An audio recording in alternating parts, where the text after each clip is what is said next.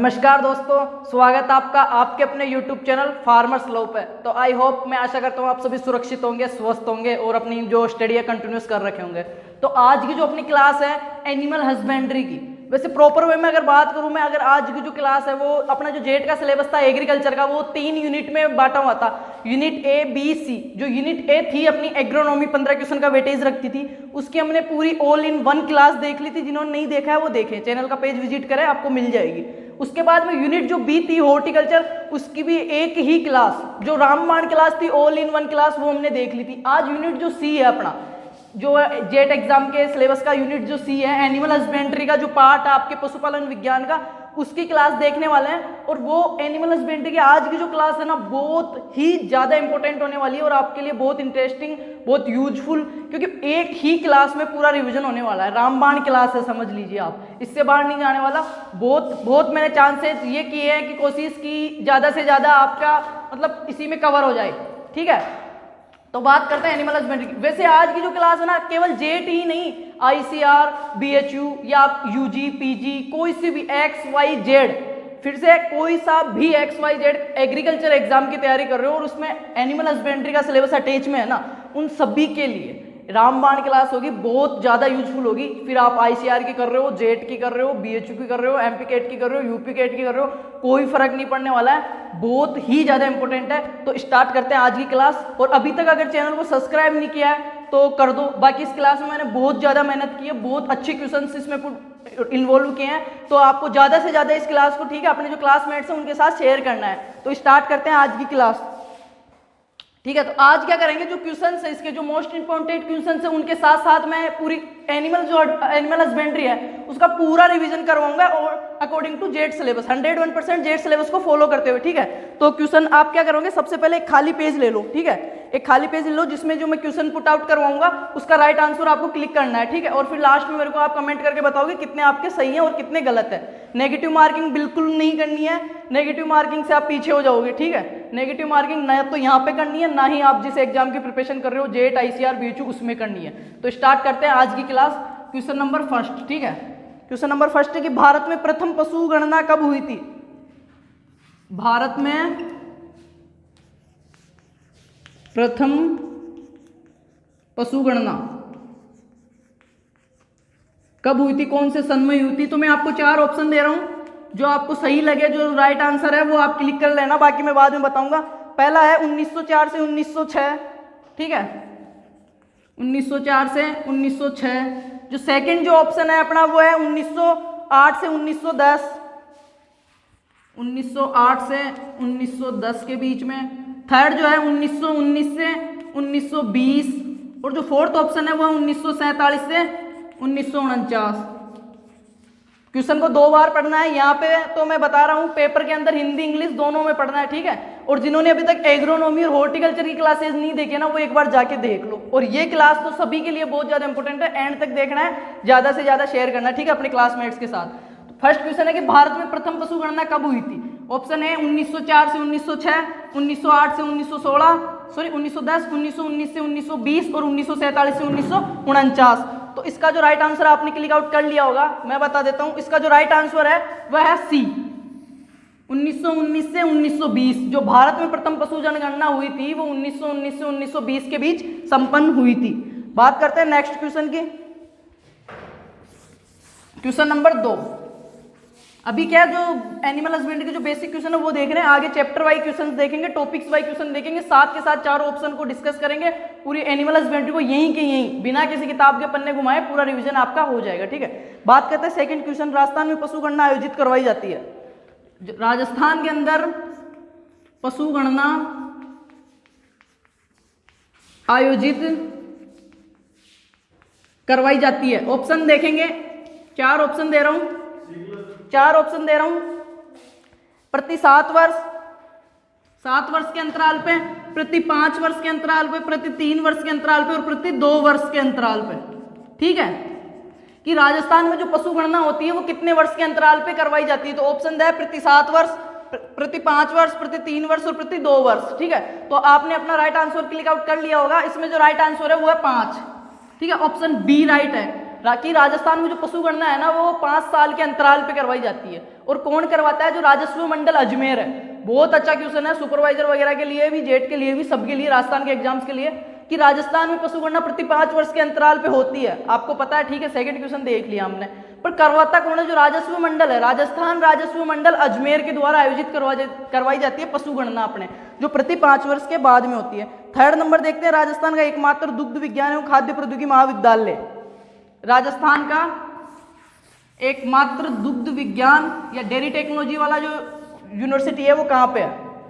Third question है कि राजस्थान का एकमात्र दुग्ध विज्ञान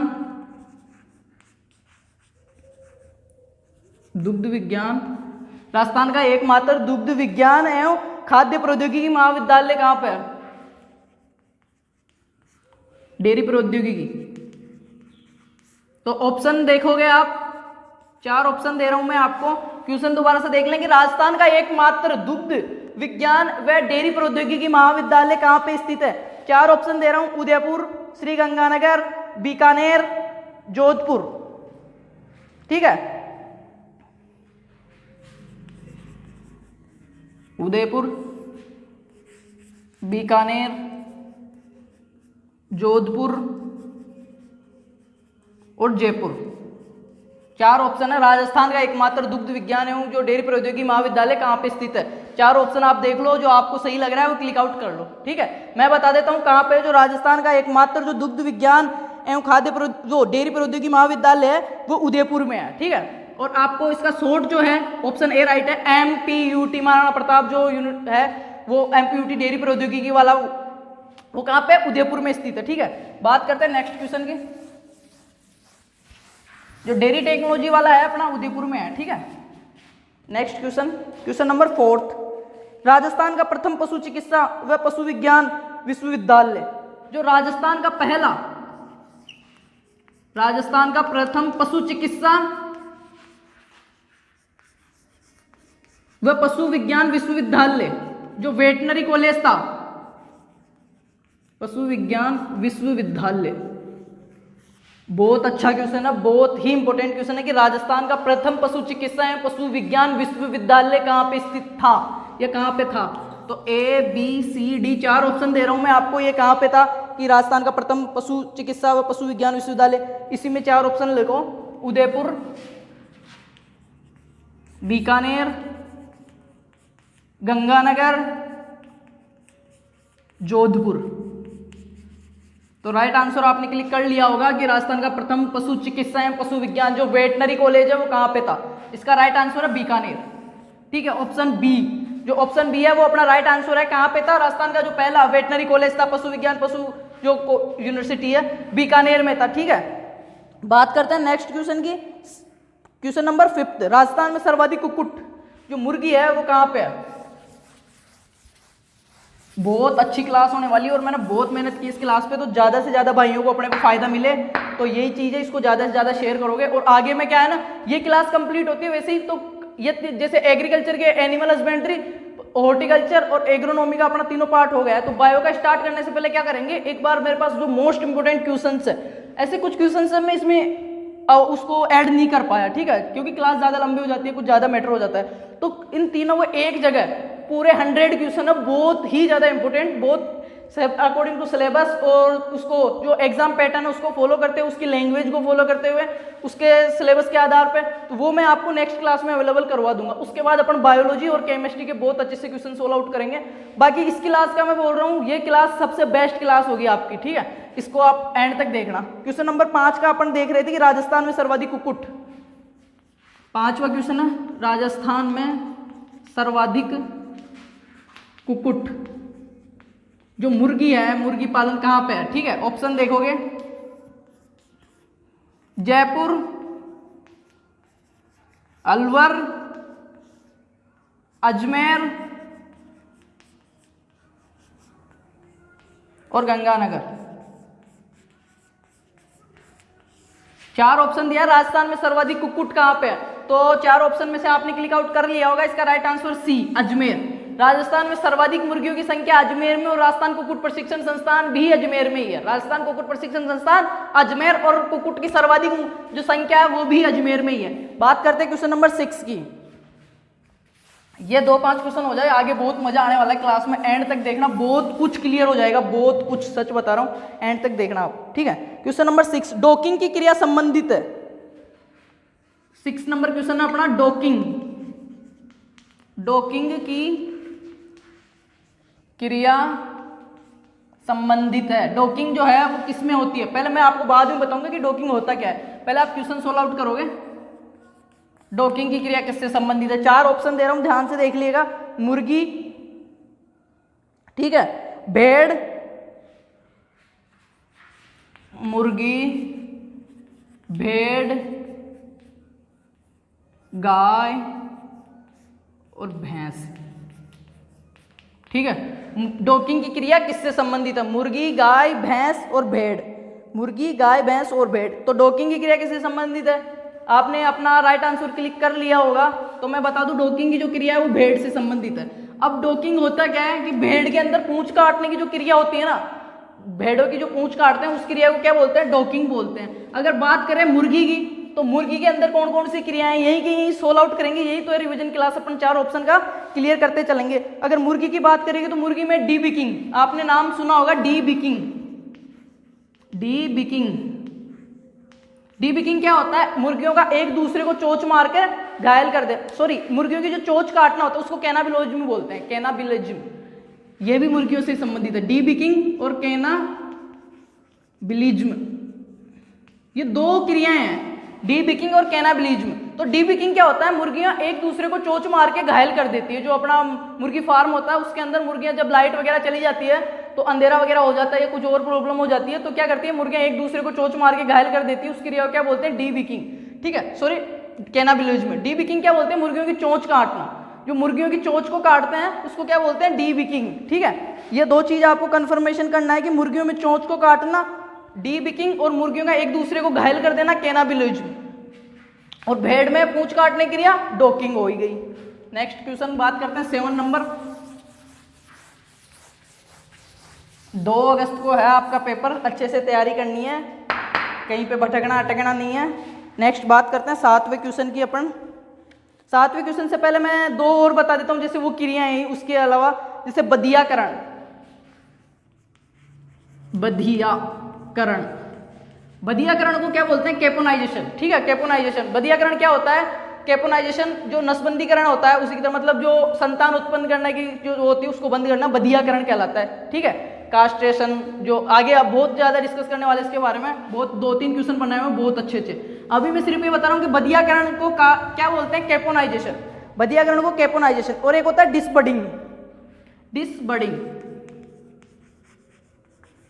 डिसबडिंग क्या होता है? हिंदी में क्या बोलते हैं? निष्कलिकायन।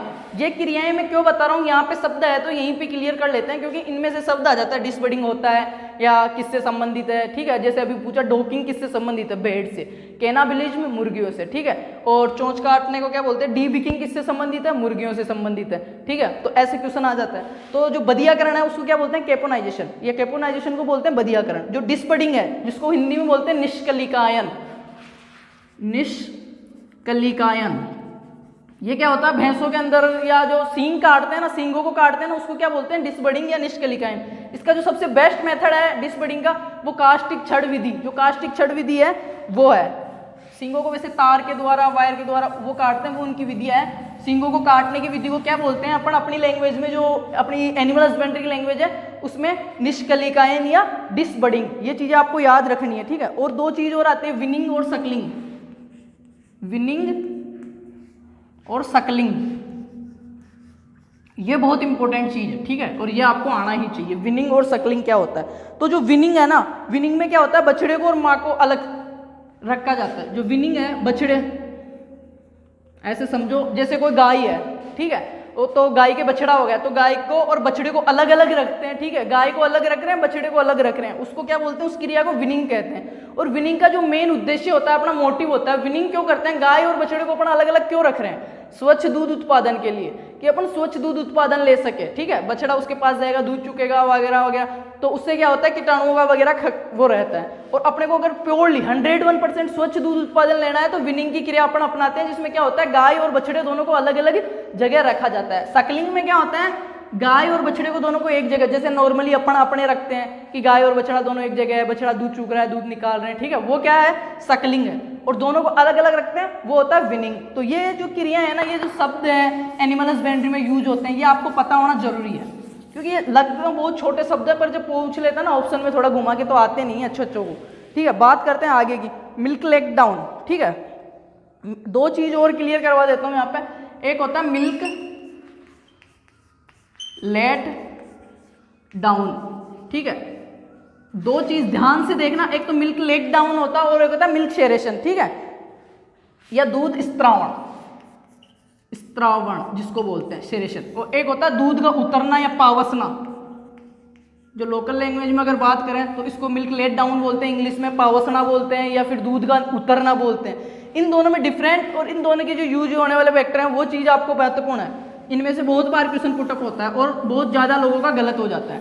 तो पहले तो ये समझेंगे मिल्क लेट डाउन क्या होता है। जब गाय के, ठीक है, शरीर से दूध बन रहा है, ठीक है, पावसना क्या हो रहा है कि शरीर से दूध बन के आ गया थन के पास, ठीक है, यहाँ पे आ गया, यहाँ पे ऊपर रहता है। जब अपन निकालते हैं उसको बंटा वगैरह खिलाते हैं, तो वो जब दूध नीचे आ जाता है, मतलब वो दूध देने के लिए तैयार हो जाती है, उस चीज को, उस स्थिति को बोलते हैं मिल्क लेट डाउन, ठीक है, पावसना। या तो इसके लिए क्या जिम्मेदार होता है, जो मिल्क लेट डाउन है उसके लिए ऑक्सीटोसिन हार्मोन जिम्मेदार होता है। कौन सा, ऑक्सीटोसिन। अब इसको आप सही से ऐसे समझोगे, ऑक्सीटोसिन हार्मोन जो पीयूष ग्रंथि से निकलता है, ठीक है, पीयूष ग्रंथि से स्त्रावित होता है। जो पीयूष ग्रंथि है वो शेरेशन करती है ऑक्सीटोसिन हार्मोन का। अब आपने देखा होगा कभी कभार, अभी तो जैसे बैन है वो चीजें नहीं मिलती, किसी की गाय या भैंस है उसका बच्चा वगैरह मर जाता है तो वो दूध नहीं देती है, ठीक है, दूध नहीं देती है तो क्या करते हैं, उसके एक इंजेक्शन लगा देते हैं, कांच का आता है उसको तोड़ के, ठीक है, कोई भी लगा देता है, डॉक्टर की जरूरत नहीं, जो निकालने वाला है वो लगा देता है पीछे इंजेक्शन। तो वो इंजेक्शन जो लगाते थे वो किसका लगाते थे, ऑक्सीटोसिन का, ठीक है, ऑक्सीटोसिन हार्मोन का। वो ऑक्सीटोसिन हार्मोन जाके क्या करता है, जिसको मिल्क लेट डाउन है उसको प्रेरित करता है, उसको बढ़ाता है। तो वो भैंस क्या, जो गाय है जिसके इंजेक्शन लगा रहे हैं उसका, ये जो ऑक्सीटोसिन है ये दूध बनाता नहीं है कभी, अंदर भैंस के अंदर या गाय के अंदर दूध का जो निर्माण है वो नहीं करेगा ये कभी। जो बना हुआ दूध है ना उसको निकालने के लिए, उसको नीचे उतारने के लिए जिम्मेदार है ये ऑक्सीटोसिन हार्मोन, जो पीयूष ग्रंथि से स्रावित होता है। जो हमने इंजेक्शन वगैरह लगाते हैं ना गाय भैंसों के दूध के लिए, वो ऑक्सीटोसिन हार्मोन का ही लगाते हैं। अब बात आती है स्त्रावण या मिल्क शेरेशन। ये क्या होता है, मिल्क शेरेशन क्या होता है, इसके बारे में बताऊं मैं। तो इसके लिए क्या है, प्रोलैक्टिन हार्मोन जिम्मेदार होता है, प्रोलैक्टिन हार्मोन। अब जो गाय या भैंस के जो शरीर के अंदर दूध निर्माण की प्रक्रिया है, कोई 5 लीटर दे रही है, कोई 6 लीटर दे रही है, कोई 7 लीटर दे रही है, तो जो दूध बन रहा है, शेरेशन हो रहा है, उसका स्त्रावण हो रहा है, उसकी चीज है ये। उसके लिए क्या जिम्मेदार होता है, प्रोलैक्टिन हार्मोन, ठीक है। जैसे अपन जो ये कैल्शियम्स वगैरह देते हैं दूध बढ़ाने के लिए, जो गेनर देते हैं, ठीक है, बंटा वगैरह देते हैं, उनमें जो चीजें मिली हुई आती है उनमें प्रोलैक्टिन का आता है। आप इनका कंपाउंड्स में देखना, जो देते हैं ना ऊपर से दूध बढ़ाने के लिए ब्यात के बाद, उनमें प्रोलैक्टिन आएगा, और जो इंजेक्शन देते हैं उनमें ऑक्सीटोसिन आता है, ठीक है। उसका कंपाउंड्स में देखना, कभी ये चीजें रिलेट करके देखोगे ना तो आपको कभी भूलोगे नहीं, कभी कंफ्यूजन नहीं होगे। बाकी इस चीज में बहुत ज्यादा कंफ्यूजन हो जाता है कि मिल्क लेट डाउन, ये चीज याद रखना क्या होता है, ऑक्सीटोसिन, और जो मिल्क शेरेशन है उसके लिए प्रोलैक्टिन। बात करते हैं आगे की। एनिमल हस्बेंड्री पूरी क्लियर करा देंगे आज आपको इसी क्लास में, बस आप कॉन्फिडेंट होके देखना, ठीक है। तो हमने क्वेश्चन कर लिए थे 6। 7वां क्वेश्चन देखते हैं कि पशुओं की आयु ज्ञात करने की सबसे बेस्ट जो विधि है कौन सी है, आयु ज्ञात करने की। पशुओं की आयु, जो एज है, आयु ज्ञात करने का सबसे बेस्ट मेथड कौन सा है, ठीक है। पशुओं की जो एज है उसका पता लगाने का सबसे बेस्ट मेथड कौन सा है। तो मैं 4 ऑप्शन आपको दे रहा हूं, नोट आउट करो या देख लो आप 4 ऑप्शन कौन कौन सा। सींग द्वारा, दांतों द्वारा, बाह्य स्थिति देखकर और कोई नहीं। सींग द्वारा, दांतों के द्वारा, बाह्य स्थिति देखकर और नन ऑफ दीज, या कोई नहीं। तो पशु की जो आयु ज्ञात करते हैं उसका सबसे बेस्ट मेथड कौन सा है, सींग द्वारा, दांत द्वारा, बाह्य स्थिति देखकर और नन ऑफ दीज। तो इसमें जो मेन, जो सबसे महत्वपूर्ण है वो है दांतों द्वारा, ठीक है। सींगों द्वारा भी देखते हैं पर उसमें क्या कंफर्मेशन पूरा 100% नहीं कर सकते अपन, इसमें अंदाजा लगाया जाता है, ठीक है। पर जो दांतों द्वारा है ना वो सबसे बेस्ट विधि है, इसमें ज्यादा ट्रस्टेबल विधि है ये दांतों द्वारा। अब दांतों द्वारा कैसे करते हैं वो चीज मैं बताऊंगा, पहले सींगों द्वारा देख लेते हैं सींगों द्वारा क्या करते हैं। तो सींगों में क्या होता है कि जो पहला छल्ला बनता है पशु के सींग पे जो पहला छल्ला बनता है वो 3 बरस के बाद बनता है, ठीक है। जैसे पहला छल्ला बन गया वो 3 बरस के बाद बन गया, कंटिन्यू फिर आगे के जो छल्ले बनेंगे ना वो प्रति 2 बरस बाद बनते रहेंगे, 2 बरस बाद बनते रहेंगे, ठीक है। जो पहला छल्ला है वो 3 बरस बाद बनता है, ये चीज आपको याद रखनी है, तो आपका क्वेश्चन गलत नहीं होगा, इसमें से भी क्वेश्चन आता है। बात करें दांतों द्वारा तो पशु के अंदर दांत 4 प्रकार के होते हैं, ठीक है। इंसाइजर, कैनाइन, प्रीमोलर और मोलर, ठीक है। 4 प्रकार के दांत होते हैं, दांतों को 4 भागों में बांटा गया है। क्वेश्चन हो ही गया अपना। अब दांतों का देख लेते हैं साथ के साथ, दांतों में से भी बहुत क्वेश्चन आ जाते हैं, ठीक है। 4 प्रकार के दांत होते हैं, इंसाइजर, कैनाइन, प्रीमोलर और मोलर, ठीक है। अब जो अगर दंत सूत्र की अगर बात करें अपन, तो दंत सूत्र 2 दंत सूत्र होते हैं, अस्थायी दंत विन्यास और स्थायी दंत विन्यास, ठीक है। अस्थायी दंत विन्यास में तो अपने होते हैं 20 दांत पशुओं के अंदर, और जो स्थायी दंत विन्यास है उसमें होते हैं 32 दांत। अब वो कैसे होते हैं वो चीज आप यहाँ पे देखोगे, जो अस्थायी दंत विन्यास है वो होता है 0 30 बटा 40 30, ठीक है। क्या होता है 0 0 30 बटा 40 30, टोटल 20 हो गए। ये कैसे हो गया, ये अस्थायी दंत विन्यास है। ये 0 0 क्या है, इंसाइजर, ये ऊपर का जबड़ा, ये नीचे का जबड़ा, 2 बार इसलिए लिखा है, ठीक है। ऊपर का जबड़ा, नीचे का जबड़ा, इंसाइजर मतलब ऊपर के जबड़े में इंसाइजर 0, नीचे के जबड़े में 4 इंसाइजर दांत पाए जाएंगे। कैनाइन दोनों 0। कैनाइन क्या होते हैं, कील दांत, ये क्या मांसाहारी जंतुओं में ही पाए जाते हैं, कील दांत इनको बोलते हैं, मांसाहारी जंतुओं में पाए जाते हैं, चीड़ फाड़ के लिए पाए जाते हैं। प्रीमोलर, अग्रचर्वण जो है प्रीमोलर, इसमें देखो 3 3, ऊपर भी 3 नीचे भी 3, ठीक है। ऊपर के जबड़े में भी 3 है, नीचे के जबड़े में भी 3 है। मोलर जो है दोनों में 0 0 है। जो अस्थायी दंत विन्यास है उसमें मोलर दांत नहीं पाए जाते हैं। तो टोटल 20 हो रहे हैं, देखो 4 और 3 7 और 3 10 हो गए ना, 10 इंटू 2 मतलब ऊपर और नीचे दोनों के जबड़े हो गए ना, तो कितने हो गए 20। तो अस्थायी जो दंत विन्यास है पशु होगा उसमें 20 दांत पाए जाते हैं। क्या है अस्थायी दंत विन्यास, 0 0 30 बटा 40 30। अब देखते हैं स्थायी दंत विन्यास, ये तो हो गया अस्थायी दंत विन्यास। अब स्थायी दंत विन्यास की बात कर लेते हैं। तो स्थायी दंत विन्यास में क्या होता है, 0 0 33 बटा 40 33, 0 0 33 बटा 40 33, मतलब मोलर दोनों जो दांत है ऊपर के में भी 3 नीचे के में 3 6, तो यही हो गए, ठीक है। जो प्री मोलर है वो भी 3 3 6 6 12, ये हो गए, ठीक है। ये 0 0 पाए जाते हैं, और 12 और 8 4, ये हो गए, ठीक है। कितने हो गए, मतलब 0 0 33 बटा 40 33 हो गए। तो टोटल अगर इनका करते हैं अपन 16 हो गए ये, ठीक है। और इनको 2 से गुणा किया, 16 दूनी 32 हो गए। तो जो स्थायी दंत विन्यास है उसमें 32 दांत होते हैं। अब बात करें मुख्यतः आयु कौन से दांतों से ज्ञात की जाती है। नेक्स्ट जो अपना क्वेश्चन है ये तो दांतों के बारे में हो गया कि 4 प्रकार के दांत हो गए, सब कुछ हो गया। स्थायी दंत विन्यास देख ले। अब बात करते हैं दांतों के द्वारा तो अच्छी आयु ज्ञात की जा रही है, सबको पता है कि दांतों के द्वारा आयु ज्ञात करने की सबसे अच्छी विधि है, पर कौन से दांत है 4 में से जिनसे आयु मुख्यतः ज्ञात की जाती है, ठीक है। ये अपना क्वेश्चन है कि दांतों द्वारा आयु जो ज्ञात की जाती है कौन से दांतों द्वारा की जाती है। ऑप्शन दे रहा हूं मैं, इंसाइजर, कैनाइन, मोलर और प्रीमोलर।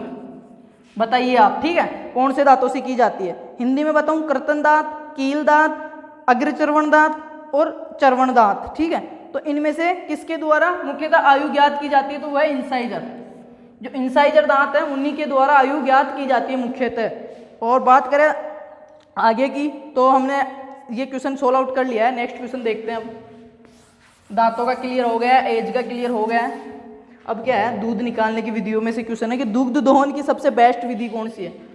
जो दुग्ध दोहन, दूध निकालने की सबसे बेस्ट मेथड कौन सा है। 4 ऑप्शन दे रहा हूं मैं आपको, सही से देखोगे 4 ऑप्शन कौन कौन से हैं। चुटकी विधि, अंगूठा विधि, पूर्ण हस्त विधि। चुटकी विधि,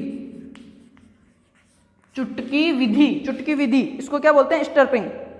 चुटकी विधि या स्टर्पिंग, इंग्लिश मीडियम वालों देख लो, स्टर्पिंग, ठीक है, चुटकी विधि। और दूसरा है अंगूठा विधि, अंगूठा विधि, जिसको क्या बोलते हैं, नकलिंग इंग्लिश में। तीसरी है मुट्ठी बंद, मुट्ठी बंद करके, या पूर्ण हस्त विधि, या फुल हैंड या फिस्टिंग, FISTING फिस्टिंग। और चौथा जो है नन ऑफ दीज।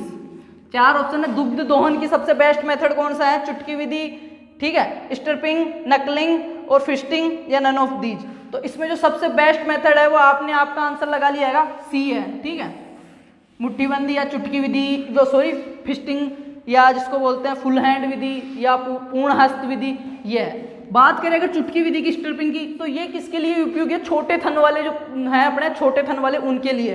और जो अंगूठा विधि है, नकलिंग, ये भी अच्छी विधि है, पर इसकी कमी क्या है, जब ऐसे अंगूठे से दूध निकालते हैं ना, तो कंटिन्यूअस उसको वो करने से उसके जो थन है ना उनमें गांठ होने का, इस वजह से गांठ होने का डर रहता है, या कंटिन्यूस यूज करने से उनके खराब हो जाते हैं। उस वजह से बेस्ट विधि कौन सी है, जो पूर्ण हस्त विधि है या फिस्टिंग जिसको बोलते हैं, वो बेस्ट विधि है, ठीक है। नेक्स्ट क्वेश्चन बात करते हैं। इसके अलावा कृत्रिम गर्भाधान हेतु भैंस में जो सीमेन की मात्रा है वो कितनी हो चाहिए। जो कृत्रिम गर्भाधान है, जिसको AI बोलते हो शॉर्ट में, उसमें भैंस के अंदर कृत्रिम गर्भाधान करवा रहे हो, भैंस का AI करवा रहे हो, तो उसके लिए सीमेन की कितनी मात्रा की आवश्यकता पड़ेगी, सीमेन की, ठीक है, वीर्य की कितनी आवश्यकता पड़ती है। तो ऑप्शन देखेंगे, चार, बहुत ही मोस्ट क्वेश्चन है, बहुत अच्छा क्वेश्चन है। तो ऑप्शन दे रहा हूं मैं, 0.5 से 1 ml, 0.5 से 1 ml, 0.5 से 2 ml, भैंस का पूछा है मैंने, ठीक है, और 3 ml, ठीक है, और 4 ml। अब देखो कृत्रिम गर्भाधान के लिए भैंस के अंदर कितने सीमेन की आवश्यकता होती है। तो राइट आंसर आपने क्लिक आउट कर लिया होगा, बहुत अच्छा क्वेश्चन है। राइट जो आंसर है उसमें बी है, ठीक है, 0.5 से 2 ml। बात करें फर्स्ट ऑप्शन की, तो 0.5 से 1 ml ये भैंस गाय के लिए। अगर यही क्वेश्चन आता है कि गाय के अंदर सीमेन की कितनी आवश्यकता पड़ेगी कृत्रिम गर्भाधान करवाने के लिए, तो 0.5 से 1 ml। और भैंस की अगर बात करें तो 0.5 से 2 ml। ये हो गई कृत्रिम गर्भाधान की बात। अब अगर बात करें कि जो ये सीमेन होता है, वीर्य होता है कृत्रिम गर्भाधान के लिए, उसको जो इसका वो करते हैं, संग्रहण करते हैं, वो कहाँ पे करते हैं, तो वो करते हैं -196 डिग्री सेल्सियस। जो तरल नाइट्रोजन होती है, लिक्विड जो नाइट्रोजन है उसके अंदर संग्रहित करते हैं। डॉक्टर आता है, वो टंकी लगा के बाइक के, ठीक है, उसको खोलता है तो धुआं सा निकलता है, उसमें क्या होता है -196 डिग्री, ठीक है, -196 डिग्री तरल नाइट्रोजन को होती है, ठीक है। सीमेन का जो संग्रहण की जो टंकी होती है उसका तापमान है ये -196 डिग्री तरल नाइट्रोजन होती है। बात करते हैं नेक्स्ट, कृत्रिम योनि का तापमान कितना होता है। नेक्स्ट क्वेश्चन,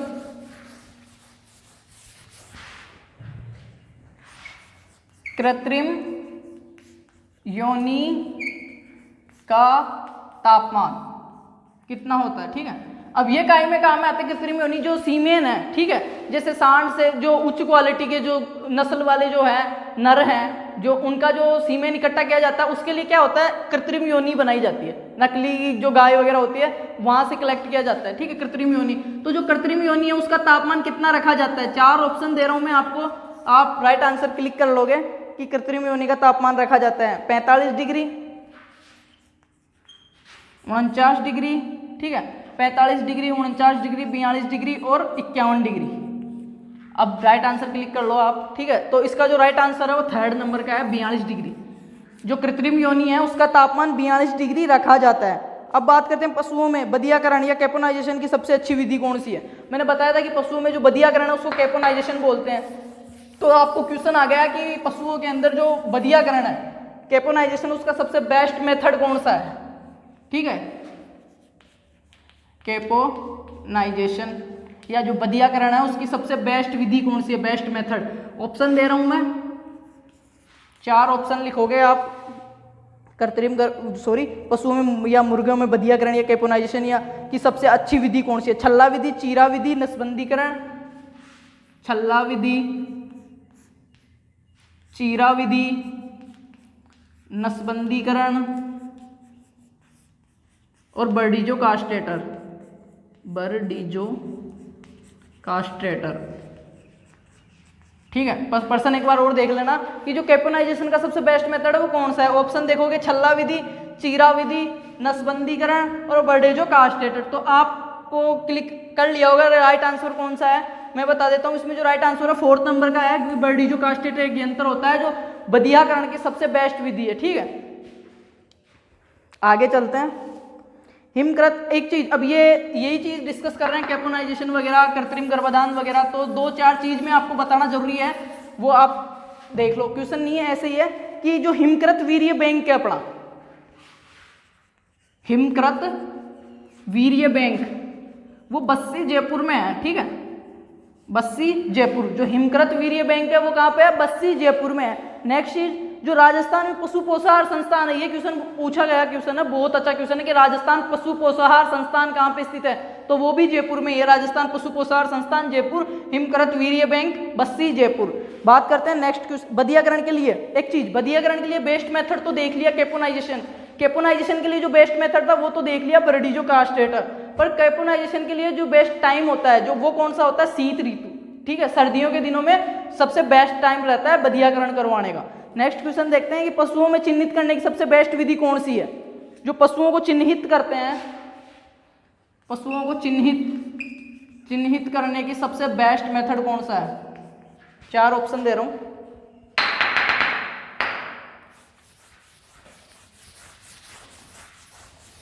पशुओं को चिन्हित करने का सबसे अच्छी विधि कौन सी है, 4 ऑप्शन लिखो और राइट आंसर क्लिक करो। ठीक है, पशुओं को चिन्हित करने की विधि में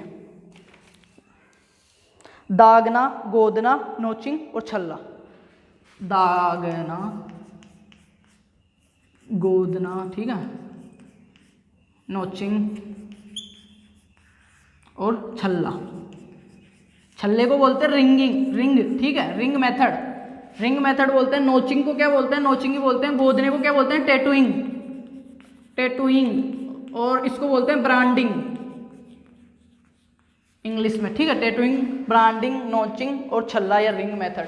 तो आप बताओ कि कौन सा है पशुओं को चिन्हित करने का जो बेस्ट मेथड है वो कौन सा है। आपने क्लिक आउट कर लिया होगा, मैं बता देता हूँ। जो गोदना या टैटूइंग है ना, ये इसमें क्या करते हैं, मशीन से किसी भी जो पशुओं का झुंड है, अपने जो पशुशाला है उसमें बहुत सारे पशु, उनकी पहचान कैसे की जाए, उनका जो विवरण रखा जाता है, उनका ब्यूरो डाटा रखा जाता है, उसके लिए उस पर कुछ ना कुछ चिन्हित या नंबर लगाए जाते हैं। तो ये वही चीज़ें नंबर लगाने की विधियाँ हैं। ठीक है, तो इसमें क्या करते हैं, दागना है, ब्रांडिंग, इसमें उसके ऊपर चिन्ह लगा देते हैं किसी भी ऐसे नॉर्मली। जो टैटूइंग या गोदना है उसमें क्या होता है, मशीन से उसके ऊपर गोद देते हैं। ठीक है, परमानेंटली कर देते हैं उसको। तो ये सबसे बेस्ट मेथड है।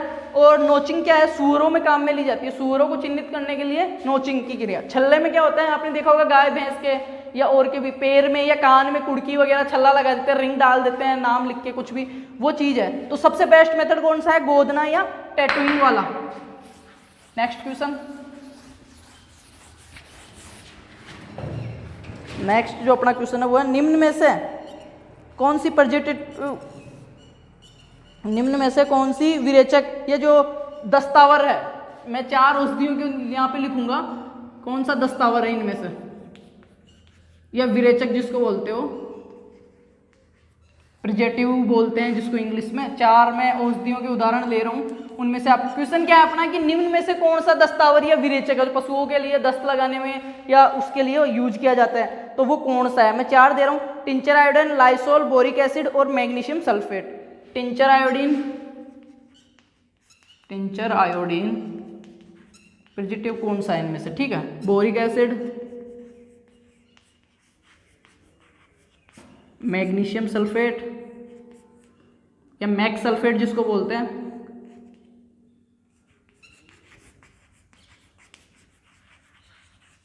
और जो 4th है अपना, क्या क्या ऑप्शन दिए मैंने, tincture iodine, boric acid, magnesium sulphate या मैग सल्फेट, और चौथा जो अपना लाइसोल। अब आपको क्या करना है, इनमें से कौन सा आपको दस्तावर, विरेचक या प्रिजेटिव लग रहा है वो मेरे को आप बताओगे। ठीक है, कौन सा है, तो आपने राइट आंसर क्लिक कर लिया होगा। मैं बता देता हूँ, जो मैग्नीशियम सल्फेट या मैग सल्फेट है ना, वो है। मैग्नीशियम सल्फेट या मैग सल्फेट कब खिलाया जाता है पशुओं को, जब उसका आफरा वगैरह हो जाता है तो दस्तावर के रूप में दिया जाता है। और दस्तावर औषधियों में और क्या क्या है मैग्नीशियम, इसके अलावा अरंडी का तेल, जो अपना अरंडी का तेल आता है वो भी उसी में आता है, प्रोजेक्टिव में ऐसे आता है, मतलब जो दस्तावर है उन्हीं में आता है। अरंडी का तेल हो गया, इसबगोल की भूसी हो गई, ठीक है, मैग्नीशियम सल्फेट हो गया, और जो जमाल घोटा जिसको बोलते हो, जमाल घोटा, वो भी इसी में आता है, ठीक है। अब बात करें टिंचर आयोडीन की कि टिंचर आयोडीन क्या है। तो जो टिंचर आयोडीन है अपना वो जीवाणु रोधक है, एंटीसेप्टिक है। जो अपना टिंचर आयोडीन है वो एंटीसेप्टिक है, ठीक है, जीवाणु रोधक है, जीवाणुओं का वृद्धि को रोकता है, जीवाणु रोधक है टिंचर आयोडीन।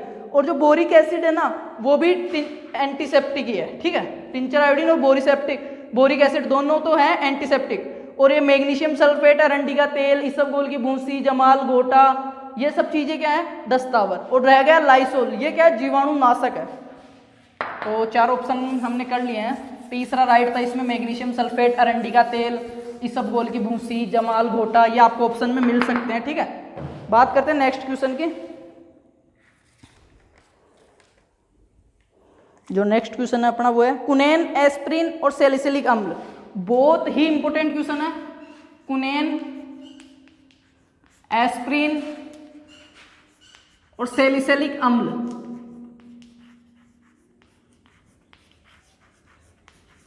सैलिसिलिक अम्ल किसके उदाहरण है या क्या है। मैं ऑप्शन दे रहा हूं आपको 4, बहुत सोच समझ के करना है। कुनेन, एस्प्रिन और सैलिसिलिक अम्ल। कुनेन, एस्प्रिन और सैलिसिलिक अम्ल क्या है, वमनकारी औषधियां, ठीक है, वमनकारी औषधियां, स्तंभक, ज्वरनाशक,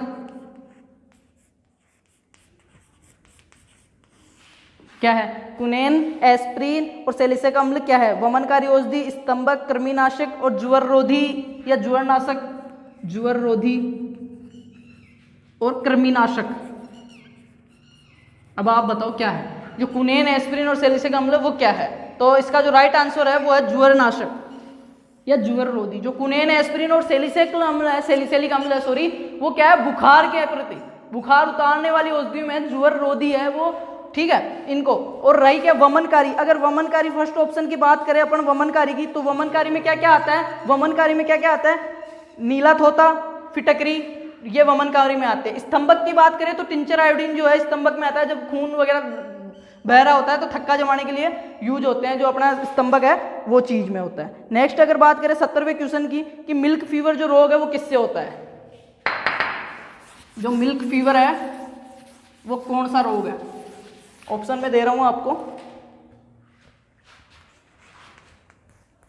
मिल्क MI, जो दुग्ध जवर जिसको बोलते हो, दुग्ध जवर रोग है, मिल्क फीवर रोग है। 4 ऑप्शन देता हूं आपको कि मिल्क फीवर रोग कौन सा रोग है, ठीक है। वायरस जनित, प्रोटोजोआ जनित, जीवाणु जनित, वायरस जनित, जीवाणु जनित, प्रोटोजोआ जनित,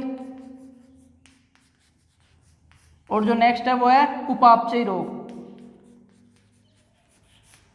उपापचयी में जो है मेटाबॉलिक वो रोग। तो जो मिल्क फीवर है, दुग्ध जवर, वो कौन सा रोग है, वायरस से होता है या जीवाणु से होता है या प्रोटोजोआ से होता है या उपापचयी रोग है, ठीक है। तो राइट आंसर आपने क्लिक कर लिया होगा, जो मिल्क फीवर है वो उपापचयी रोग है, ठीक है। मिल्क फीवर जो है वो उपापचयी रोग है, ना कि वायरस से फैलता है, ना ही जीवाणु से फैलता है, ना ही प्रोटोजोआ से।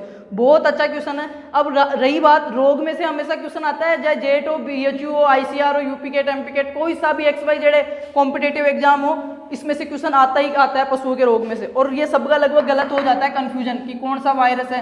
तो इसकी मैं आपको ट्रिक बताता हूँ। ये क्वेश्चन आपने आंसर लगा लिया होगा, उपापचयी रोग है, कैल्शियम की कमी से हो जाता है, ठीक है। बात करते हैं पशुओं के रोगों की। यहाँ पे क्वेश्चन आए तो यहीं पे क्लियर कर लेते हैं इनकी रोगों की। तो रोग पशुओं में 4 प्रकार के हैं, ठीक है। जीवाणु वाले,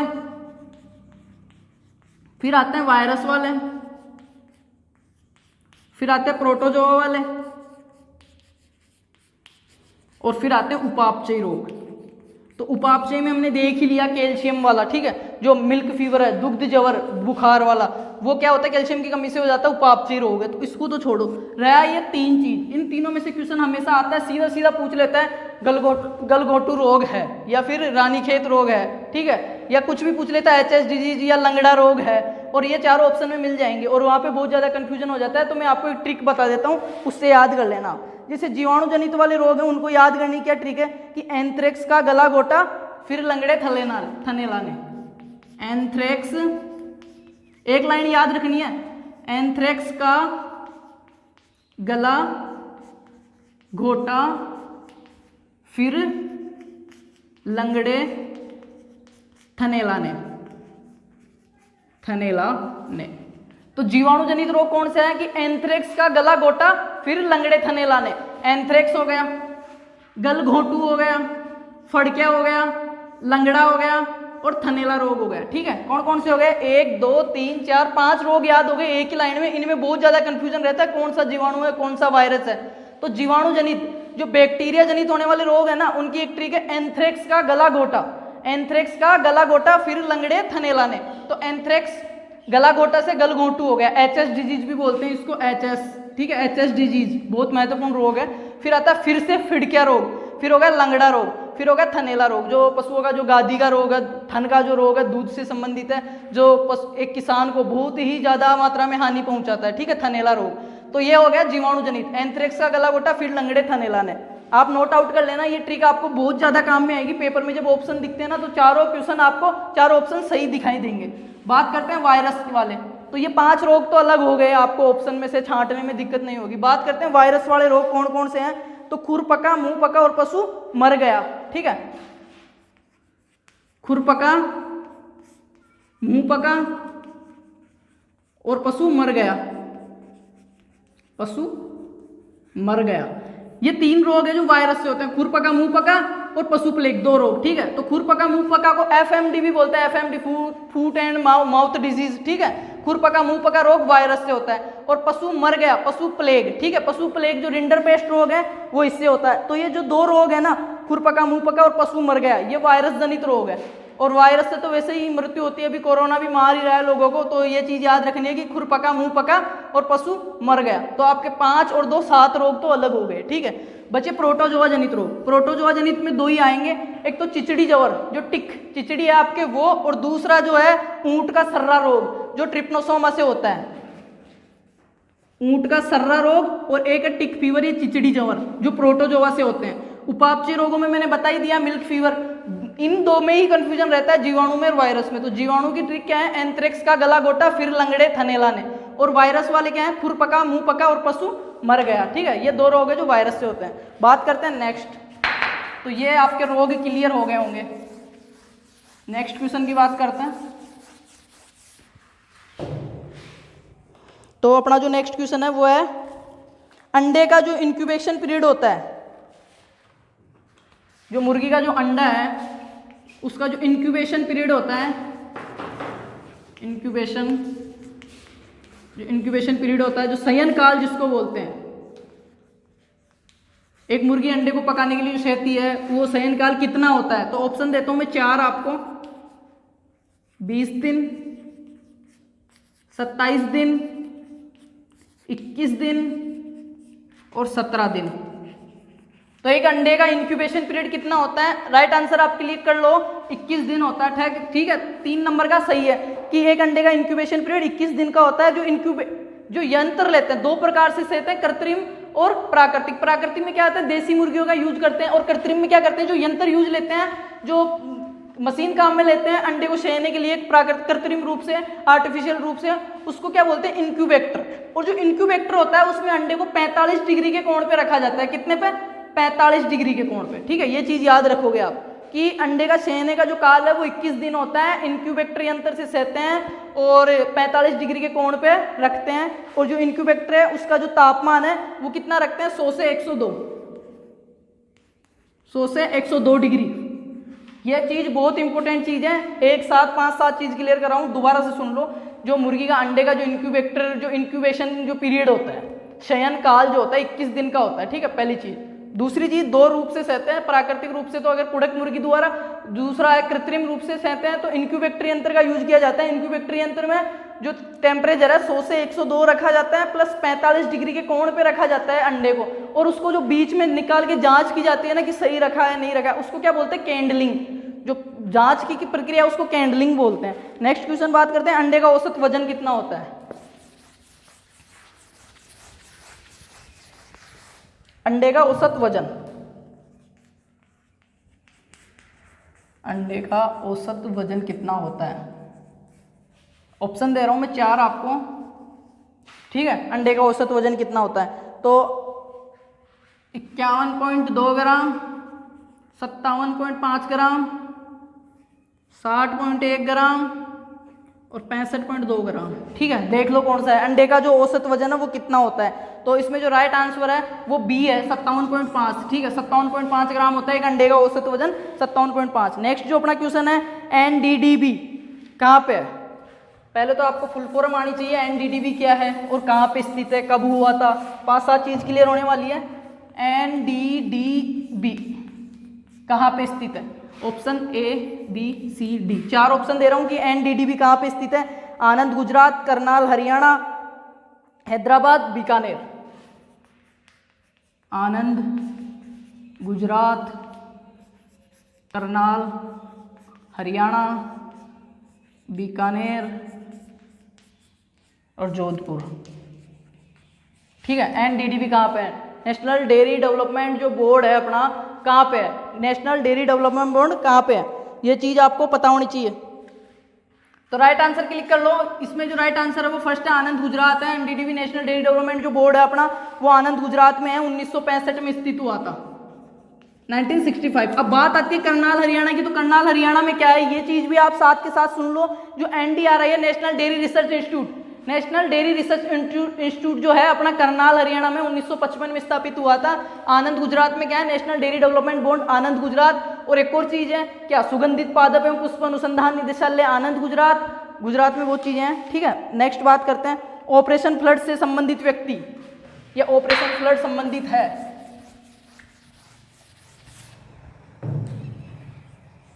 ऑपरेशन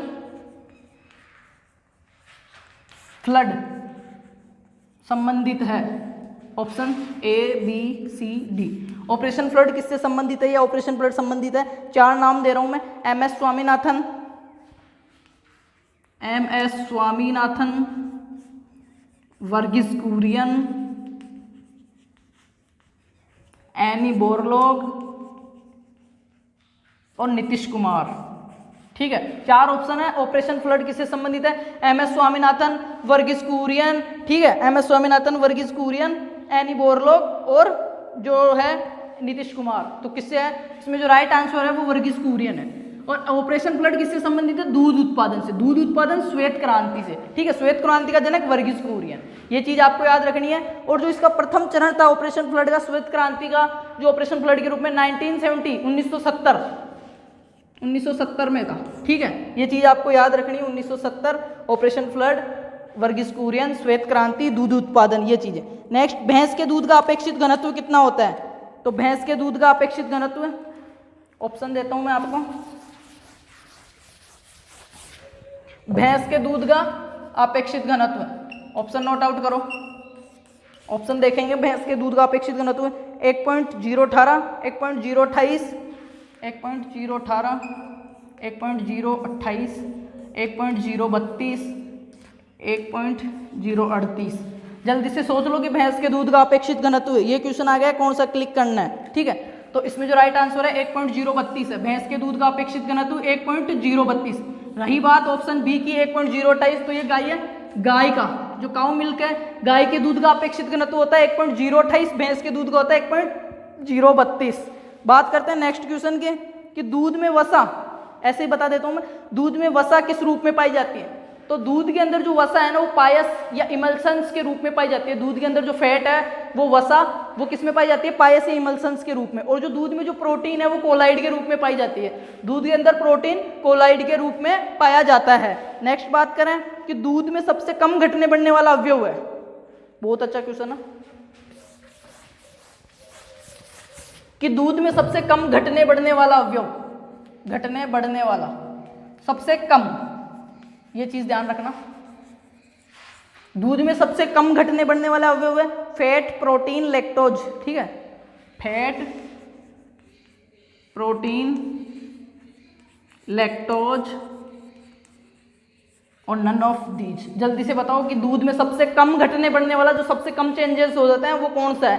फैट, प्रोटीन, लैक्टोज और नन ऑफ दीज, कौन सा है इसमें से?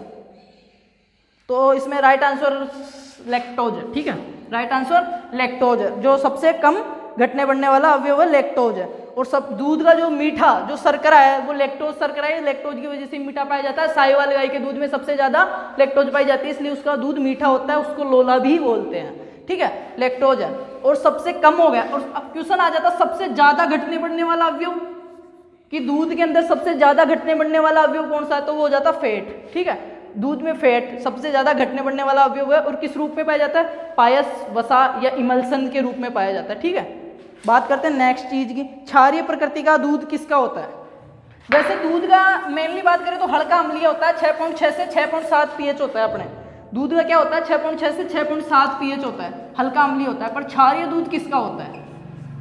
ऑप्शन दे रहा हूं, निम्न में से क्षारीय दूध होता है गाय, भैंस, बकरी, और चौथा लिख लो नन ऑफ दीज। निम्न में से किसका दूध क्षारीय होता है? तो जो राइट आंसर है वो है इसमें बकरी। जो बकरी का दूध होता है ना वो क्षारीय प्रकृति का होता है। और ये टीबी, जो क्षय रोग है ना, टीबी रोग, उनके लिए लाभदायक होता है बकरी का दूध। ठीक है, नेक्स्ट बात करते हैं दूध का अपेक्षित घनत्व लैक्टोमीटर द्वारा ज्ञात करते हैं। ठीक है, जो दूध का अपेक्षित घनत्व मापते हैं अपन, वो लैक्टोमीटर के द्वारा मापते हैं दूध का अपेक्षित घनत्व। और भैंस के दूध का अपेक्षित घनत्व कितना होता है? 1.032 और गाय का 1.028 अपेक्षित घनत्व होता है। नेक्स्ट बात करें कि वसा परीक्षण, जो दूध में फैट का पता लगाया जाता है उसके लिए गर्बर विधि का यूज किया जाता है, गर्बर विधि का। और गर्बर विधि में दूध का परीक्षण का पता लगाने के लिए, फैट का पता लगाने के लिए दूध लेते हैं पिपेट के अंदर, जो परखनली पिपेट जिसको बोलते हैं, उसमें दूध लेते हैं। कितना लेते हैं? 10.75 ml। बहुत इंपॉर्टेंट चीज है, 10.75 ml। कितना लेते हैं? 10.75 ml लेते हैं। बात करें दूध की अम्लता या खीस या खटास का पता लगाने के लिए क्या किया जाता है? दूध की अम्लता या खीस का पता लगाने के लिए, खटास का पता लगाने के लिए COB, जो कोब टेस्ट है, COB, वो किया जाता है दूध की अम्लता या खटास के लिए। ठीक है, COB टेस्ट किया जाता है। और जो हंसा परीक्षण है, वो किसके लिए किया जाता है? दूध में गाय व भैंस के दूध की मिलावट की जांच के लिए। और जो नाइट्रेट परीक्षण है वो किसके लिए किया जाता है? दूध के अंदर बारिश के पानी के जांच के लिए नाइट्रेट परीक्षण किया जाता है। और एक चीज, दूध के अंदर विटामिन C और लौह तत्व की कमी पाई जाती है। दूध के अंदर विटामिन C और लौह तत्व नहीं पाए जाते हैं, ये चीज माइंड में सेटअप रखनी है। ठीक है, दूध को पाश्चुरीकरण की 2 विधियां हैं, एक तो है लो टेम्परेचर हाई टाइम। दूध को जो पाश्चुरीकरण करते हैं उसकी 2 विधियां, लो टेम्परेचर हाई टाइम और हाई टेम्परेचर लो टाइम या शॉर्ट टाइम। ठीक है, तो जो पहली विधि है बता देता हूं एक बार जल्दी से। दूध के परीक्षण की 2 विधियां हैं, लो टेम्परेचर हाई टाइम, कम तापमान पर अधिक समय के लिए। ठीक है, इसका हिंदी क्या है? कम तापमान व अधिक समय के लिए। तो इसमें क्या करते हैं? 62.8 या फिर 63 डिग्री सेल्सियस पे आधे घंटे के लिए दूध को गर्म करते हैं। ठीक है, 30 मिनट के लिए। दूसरी कौन सी है कि high temperature short time, high temperature short time, अधिक तापमान पर कम समय के लिए। इसमें क्या करते हैं? 72 डिग्री पे करते हैं, कितनी देर के लिए? 15 सेकंड के लिए। एक होती है ultra high temperature. Ultra high temperature में क्या करते हैं? अपन दूध को 1 से 5 सेकंड के लिए ही गर्म करते हैं। ठीक है, कितने टेम्परेचर पे? 135 से 149 डिग्री टेम्परेचर पे 1 से 5 सेकंड के लिए गर्म करके पाश्चुरीकरण कर लेते हैं। नेक्स्ट चीज देखते हैं कि दुधारू पशुओं से मनुष्य में फैलने वाली ऐसी कौन सी बीमारी है जो दुधारू पशुओं से, गाय भैंसों से मनुष्य में फैल जाती है? तो वह एंथ्रेक्स। जो एंथ्रेक्स रोग है ना, वो दुधारू पशुओं से मनुष्य में भी फैल जाता है, एंथ्रेक्स रोग। बात करें कस्वरी, जो कस्वरी अपना अविकानगर मालपुरा टोंक में है, जो केंद्रीय भेड़ अनुसंधान संस्थान है कस्वरी, जिसको शॉर्ट फॉर्म में बोलते हैं, अविकानगर मालपुरा टोंक में है। नेक्स्ट बात करें CIR, जो बकरी अनुसंधान संस्थान है, अपना बकरी अनुसंधान संस्थान में मखदूम फरह है मथुरा बकरी अनुसंधान संस्थान। बात करें राष्ट्रीय भैंस अनुसंधान संस्थान की, तो राष्ट्रीय भैंस अनुसंधान हिसार हरियाणा में, घोड़ा अनुसंधान संस्थान हिसार हरियाणा में। हिसार हरियाणा में 2 चीजें, घोड़ा अनुसंधान संस्थान और भैंस अनुसंधान संस्थान। करनाल हरियाणा में क्या है? NDRI, national dairy research institute, Karnal Haryana, 1955। ठीक है, बात करें नेक्स्ट केंद्रीय ऊन विकास बोर्ड, जो अपना केंद्रीय ऊन विकास बोर्ड है वो जोधपुर में है। ठीक है, केंद्रीय ऊन विकास बोर्ड जोधपुर में है। और राष्ट्रीय ऊंट अनुसंधान संस्थान जोड़बीड़ बीकानेर। तो आज की क्लास समाप्त होती है। मैंने बहुत ज़्यादा कोशिश की है, इसमें बहुत ज़्यादा मेहनत की है कि आपको इस क्लास में बहुत ज़्यादा से ज़्यादा मैटर को रिवाइज करा सकूँ, अवेलेबल करवा सकूँ। बाकी क्वेश्चंस बहुत अच्छे बनाए हैं। जिन्होंने नहीं देखी है, जिनको अच्छी लगी हो ना, एक बार शेयर करें और चैनल को सब्सक्राइब करें और धन्यवाद।